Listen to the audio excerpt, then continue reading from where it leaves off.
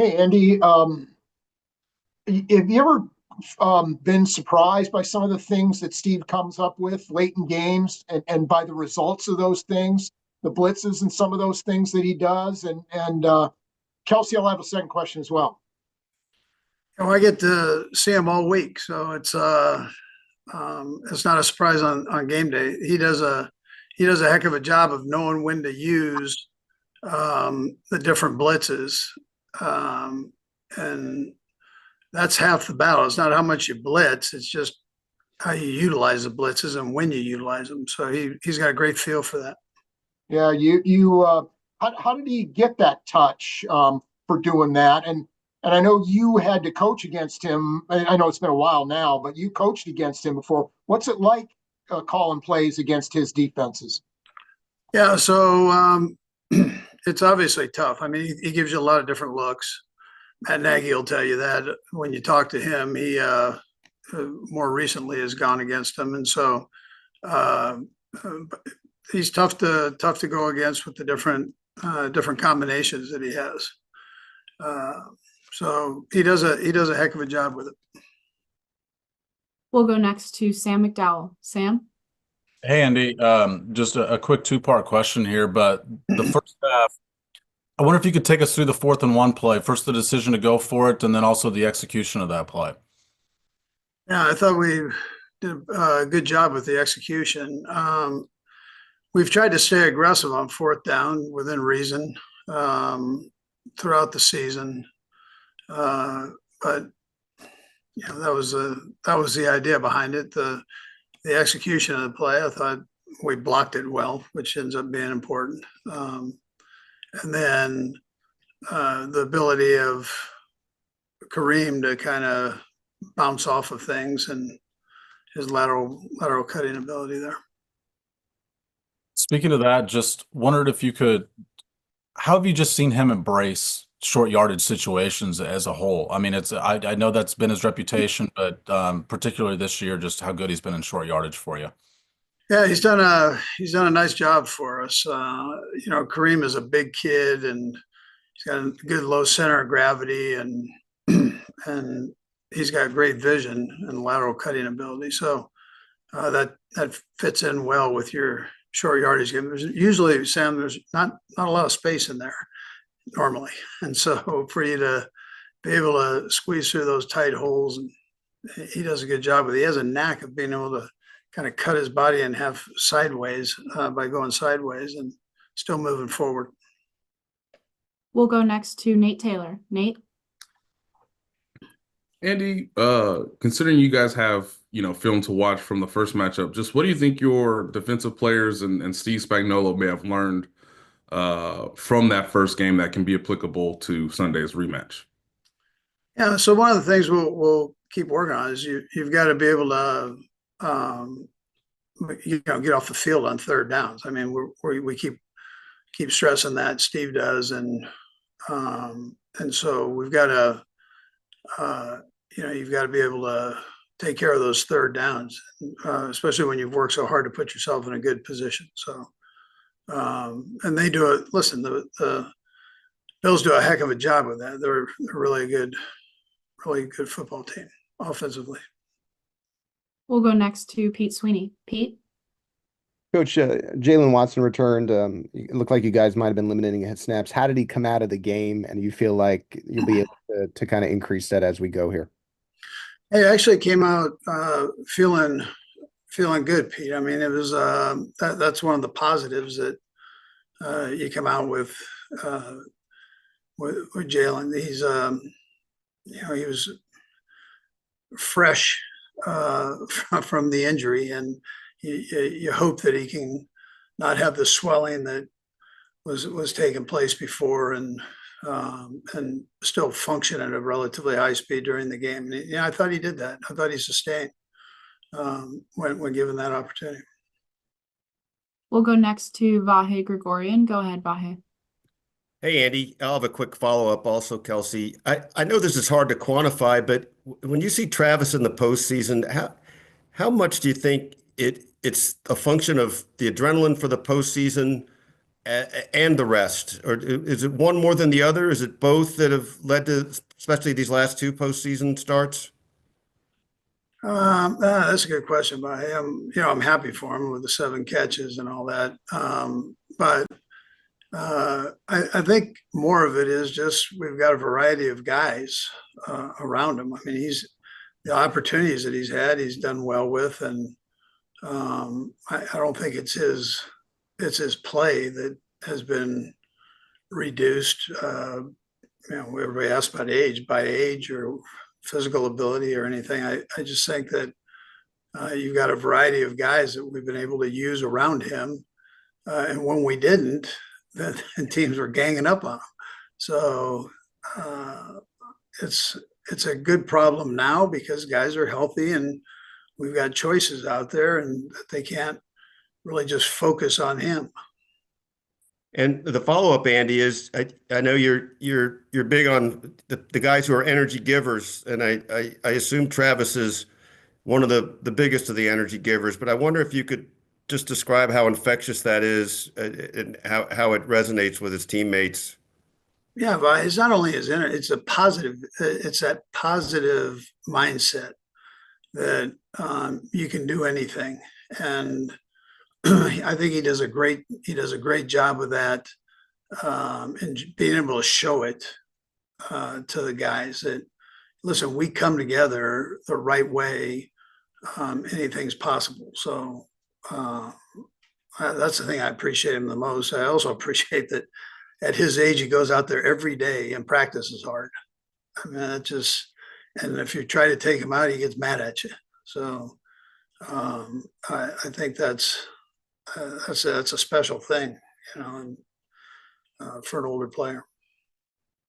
We'll go next to Matt Derrick. Go ahead, Matt. Hey, Coach, I have a quick housekeeping question and a second question, Kelsey. But Coach, on McCole, his practice window closes this week. Do you expect that, is there a possibility that maybe he'll end the season on IR, or would you like to get him activated this week? Yeah, we'll see how that goes here. Just I haven't made any decisions on that yet, Matt. So, but he's worked hard to try to get himself back and get going. But we'll see how that works out. And I'm curious on just additional watch, what you thought about the offensive line play on Saturday, and especially the left tackle spot. Yeah, first I'd give credit to the Texans. I mean, that defense is a good defense, real good defense, and that defensive line is a big challenge, as it will be this week. This defensive line likewise is a big challenge. So, but I thought our guys held up well against them, and we did some good things in the run game, and did some good things in our play pass game. So we were decent on third down. So I think all around it was good against who we were playing against. We'll go next to Nick Jacobs. Nick?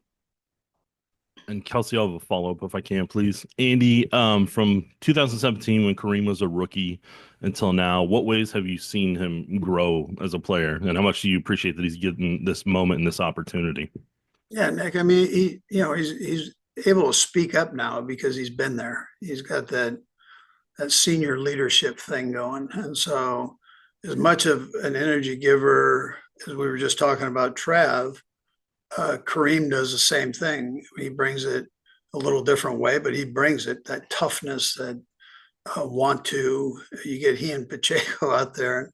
I mean, there's a whole lot of energy coming off of those two. So, and that's appreciated. But that's probably where I tell you, he doesn't feel like the young guy on the team anymore. He's the veteran guy, and he knows guys will listen to him, and he can help set a tempo. All those things, Nick, that comes with being a veteran. And then for like DeAndre, Hollywood, Kareem, and some of those rookies, what does it mean to you as a coach to kind of give them this moment to where they do get to play in an AFC Championship game, and no matter what happens, they have that on their bucket list checked off type of thing? Yeah, Nick, that's kind of a neat deal. DeAndre, I mean, he's been doing it 12 years. And so I said, hey, you never been to this one, have you? And he said, no. But It's and we're able to go against a real good football team here.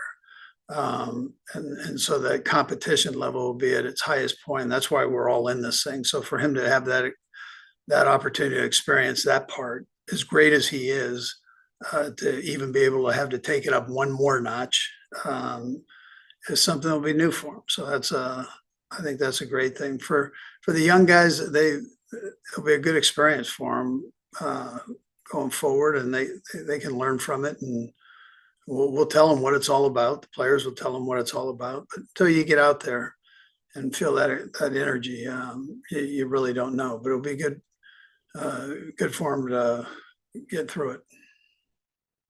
We have two more for you, Coach. We'll go first to Todd Lebo. Todd? Coach, on that front, this round of the playoffs, the Bills are their second chance to try to get you guys in this round. You didn't get through right away at Philadelphia. What is it about this round? I know you're playing a good team, but is there anything else about this round that is special over the others? Yeah, well, the fact that we're at home is a real positive, I think. We've got to play well. I know, whether we're favored or not favored, I don't know. I presume they'll probably be favored, but that's all right. We do our thing as we go into this, and we don't worry about all that noise. So, but it's a high level of football, and you got to handle it that way. I mean, you get to test yourself, and at close to the highest level besides Super Bowl, this is the highest level. So I think that's kind of what it's all about for coaches and players. We have one last one for you, Coach. We'll go to Seren Petro. Seren? Thank you. And I'll have a follow-up too, Kelsey. Coach, first of all, your pass rush obviously was great. George had a big day, just all around, and it's really stepped up coming down the stretch.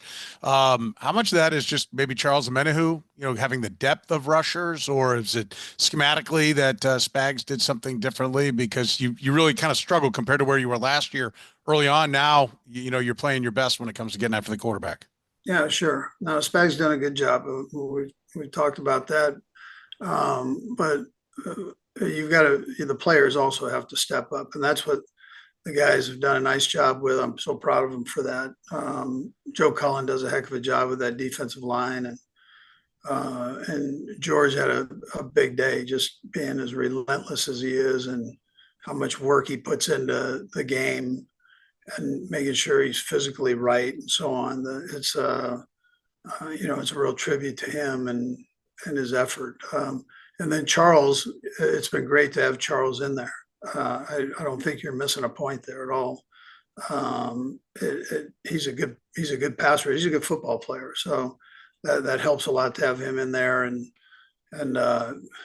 Chris Jones likewise, and Mike, who doesn't get any of the glory. He's a good football player too. So he kind of does the dirty work. So doesn't get much praise for it. And then finally, Coach, we hear a lot about like the middle eight, last 4 minutes of the first half, first 4 minutes of the second half. I mean, the Texans really got a dream scenario. They basically had the ball for 15 minutes of game time there. I'm just, on the offensive side, you guys, a lot of times that could seemingly, make you cold, rusty at halftime. And then I think it was maybe more than an hour before the offense really got to go out there and execute. Yet you came out and went down the field. What are you doing during all that time? What do you do to keep everybody focused, sharp, and make sure that, the Texans aren't, basically icing your offense?